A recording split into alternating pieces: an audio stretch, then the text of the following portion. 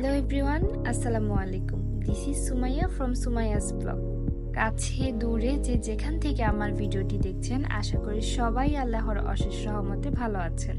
বেড়াতে যাওয়ার মানেই হচ্ছে বাসায় এসে অনেক অনেক কাজ করা। নানুর বাড়ি থেকে আসার পর অনেক কাজ জমে গিয়েছে, বাসা পরিষ্কার করা, গোছানো সহ আরো অনেক কাজ। আজকের দিনটা অনেক সুন্দর, তাই সকাল সকালই সব কাজ শুরু করে দিলাম।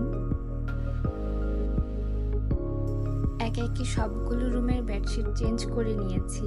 দেখা যায় কেউ না থাকার কারণে বেডশিটগুলোর উপরে অনেক সময় ধুলাবালি জমতে পারে, যার কারণে এসেই সবার আগে বেডশিটগুলো চেঞ্জ করে নিলাম।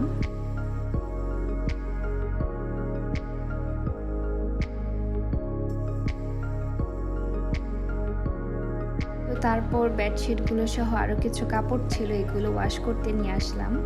আজকে এত কাজ ছিল, তারপরও চিন্তা করলাম যে কাপড়গুলো ধুয়ে নেই, দেখা যাবে যে জমিয়ে রাখলে পরে আরও ঝামেলা হবে। তো ওই দিকে কাপড়গুলো ধুতে দিয়ে আমি চলে আসলাম রান্না করতে। যদিও আমি খুব ভালো একটা রান্না করতে পারি না, তবে মাঝে মাঝে শখের বসে একটু একটু চেষ্টা করি।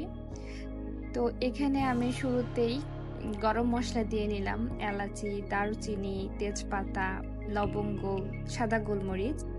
তারপর দিয়ে নিলাম ধনে গুঁড়ো, জিরে গুঁড়ো, লবণ আর পেঁয়াজ কুচি, আর সাথে অল্প একটু গরম মশলা। তারপর রসুন বাটা, আদা বাটা পরিমাণ মতো। তারপর পরিমাণ মতো তেল দিয়ে নিলাম। যেহেতু আমি খুব ভালো একটা রান্না করতে জানি না, যার কারণে আমি আন্দাজটাও খুব একটা বুঝি না, তো তারপরও বুঝে বুঝে যতটুকু দিতে পেরেছি আর কি। তারপর মাংসের সাথে মশলাগুলো ভালো করে মাখিয়ে নিলাম। আমি শুনেছি যে যত ভালো করে মাখানো হয় খাবারের টেস্ট নাকি তত বেশি হয়। আমার হাতে সময় ছিল না, তাই আমি ম্যারিনেট করে আর রেস্টে রাখিনি, চুলোতে বসিয়ে দিয়েছি। তো আমি গুঁড়ো মরিচটা স্কিপ করে গিয়েছিলাম, খেয়াল ছিল না আমার দিতে, যার কারণে আমি পরে দিলাম গুঁড়ো মরিচটা।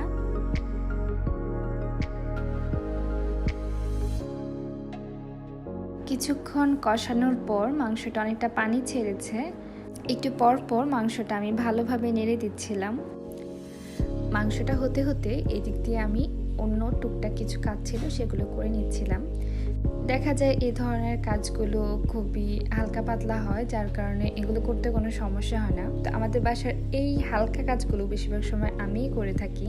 আমি যখন যাই রান্না করি, আমি কখনো কোনো রুলস ফলো করে রান্না করি না। যখন রুলস ফলো করে রান্না করতে যাই, আমার রান্নার টেস্ট ভালো আসে না। তাই অলওয়েজ আমি ট্রাই করি নিজের নিয়মে রান্না করতে, তাহলে দেখা যায় যে আলহামদুলিল্লাহ তুলনামূলক খাবারটা একটু ভালো টেস্টি হয়। এইগুলো গুছিয়ে নিয়ে তারপর আমি চলে আসলাম আবার রান্নার কাজে।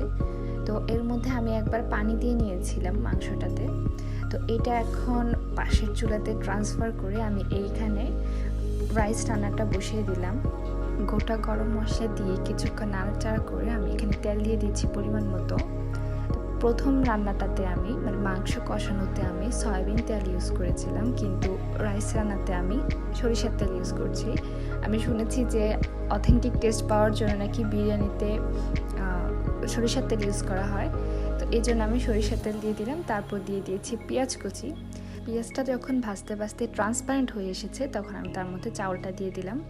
চাউলটা দিয়ে কিছুক্ষণ নাড়াচাড়া করে নিলাম। যখন দেখলাম যে হালকা একটি গোল্ডেন ব্রাউন টাইপের কালার চলে এসেছে, তখন আমি তার মধ্যে পরিমাণ মতো আদা বাটা আর রসুন বাটা দিয়ে নিয়েছি।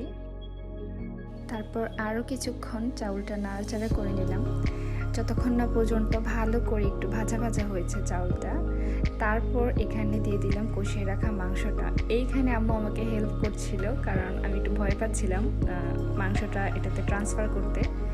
তো তারপর হচ্ছে মাংসের সাথে চাউলটা ভালো করে নেড়ে চেড়ে একটু 2-3 মিনিট টাইম নিয়ে তারপর এটাতে দিয়ে দিলাম হচ্ছে পানি, পরিমাণ মতো পানি।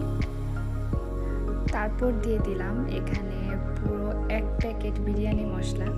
অনেকের কম বেশি লাগতে পারে, আমি একটু মশলা খেতে পছন্দ করি বেশি, যার কারণে আমি পুরো 1 প্যাকেটে দিয়ে দিয়েছি।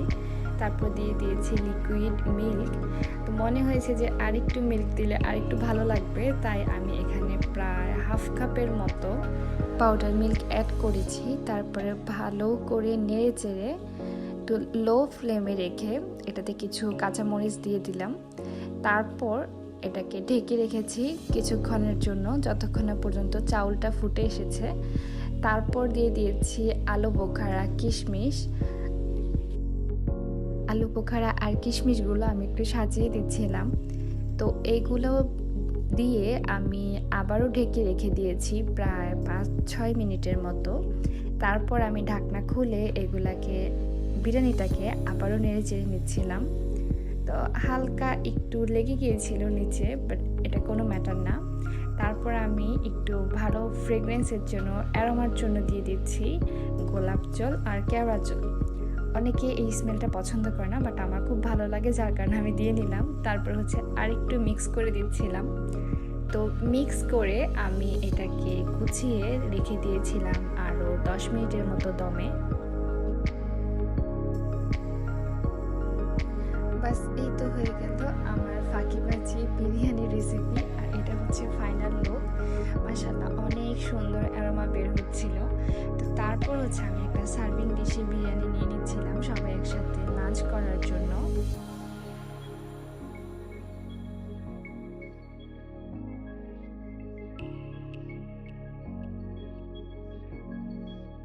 আমাদের বাসায় আমরা সব সময় চেষ্টা করি dinner, lunch or breakfast anything সবাই একসাথে বসে খাওয়ার জন্য।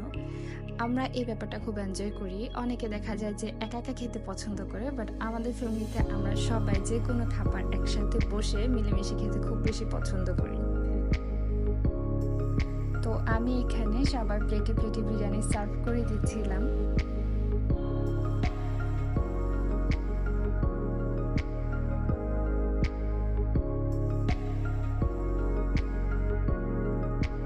তারপর আম্মু সালাদ বানিয়ে নিয়ে আসলো। আমাদের বাসায় আমরা সবাই সালাদ খেতে অনেক বেশি পছন্দ করি। আর সাথে ছিল আমাদের গাছের টাটকা লেবু। আলহামদুলিল্লাহ বিরিয়ানিটা খেতে খুব মজা হয়েছে। আমি এতটাও এক্সপেক্ট করি নাই, বাট আলহামদুলিল্লাহ খুব ভালো লেগেছে। তো খাওয়া দাওয়া শেষ করে রেস্ট করে তারপরে আমি বিকালের দিকে বের হয়ে গিয়েছিলাম। আমার কাজ ছিল কিছু শহরে, টুকটাক কেনাকাটা ছিল বলা যায়। তো যেতে যেতে দেখছিলাম এত জ্যাম, মনে হচ্ছিল যে আমাদের দেশে লিটারালি এখন কোনো অকেশন লাগে না জ্যামের জন্য। আগে দেখা যেত ঈদ বা এটা সেটা থাকলে জ্যামটা দেখা যেত, বাট এখন হচ্ছে হর হামেশা এটা দেখা যায়। আমাদের ডেইলি লাইফে একটা পার্ট হয়ে গিয়েছে ট্রাফিক জ্যাম। বাস আমার 15 থেকে 20 মিনিটের রাস্তা, আমাদের দেখা যায় যে আধা ঘন্টা থেকে 1.5 ঘন্টার মতো সময় লাগতে পারে। তো যাই হোক, আমি ওইভাবে ভিডিও করতে পারিনি। পাবলিক প্লেসে ভিডিও করতে আমার একটু আনইজি ফিল হয়। তো আমি জাস্ট দোকানে গিয়ে দোকানটায় হালকা পাতলা ভিডিও করেছিলাম। তো কেনাকাটা শেষ করে আমি বাসায় ব্যাক করছিলাম। তো আজকের ব্লগটা এই পর্যন্তই। আমার ব্লগটা যদি ভালো লেগে থাকে তাহলে অবশ্যই একটা লাইক দিবেন, আর চাইলে আমার চ্যানেলটি সাবস্ক্রাইব করে নিতে পারেন। সবাই ভালো থাকবেন। নেক্সট ব্লগে ইনশাল্লাহ আবার দেখা হবে। Till then stay safe, stay tune. আসসালামু আলাইকুম।